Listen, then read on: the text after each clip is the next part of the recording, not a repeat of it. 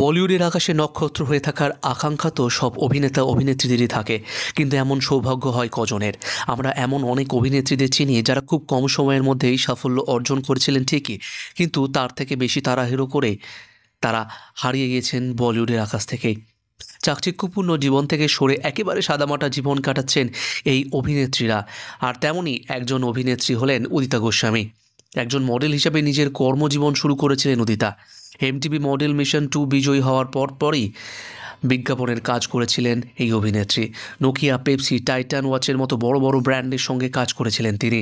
যে সফলতা অর্জন করতে অভিনেত্রীদের অনেকটা সময় লেগে যায়, সেই সফলতা মাত্র কয়েকদিনের মধ্যেই অর্জন করেছিলেন উদিতা। এরপর আসে সেই শুভ লক্ষণ, যখন পূজা ভাট পরিচালিত পাপ সিনেমার মাধ্যমে বলিউডে প্রবেশ করেছিলেন উদিতা। এই সিনেমায় জন আব্রাহামের বিপরীতে অভিনয় করেছিলেন তিনি। ছবিটি বক্স অফিসে ভালো ব্যবসা করতে না পারলেও সেরা ডেবিউ হিসাবে পুরস্কারে সম্মানিত হয়েছিলেন উদিতা। প্রথম সিনেমায় প্রশংসা পাওয়ার পরই একে একে ইমরান হাশমির সাথে জাহের এবং আকসার সিনেমায় অভিনয় করে রাতারাতি খ্যাতি অর্জন করেছিলেন অভিনেত্রী।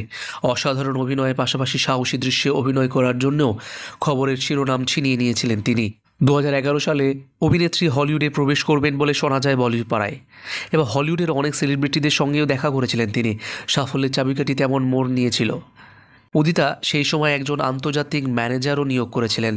এত কিছুর পরেও তিনি হলিউডে গেলেন না, কারণ 2013 সালে পরিচালক মোহিত সুরির সঙ্গে বিয়ে করেন অভিনেত্রী এবং চিরতরে অভিনয় জগৎকে বিদায় জানিয়ে দেন। পরিবার এবং সন্তানকে সময় দেওয়ার পর উদিতা ফের নিজেকে প্রতিষ্ঠিত করার জন্য ডিজে হিসাবে নিজের কর্মজীবন শুরু করেন। জানলে অবাক হয়ে যাবেন, ভারতের প্রথম সেলিব্রিটি ডিজে হলেন উদিতা।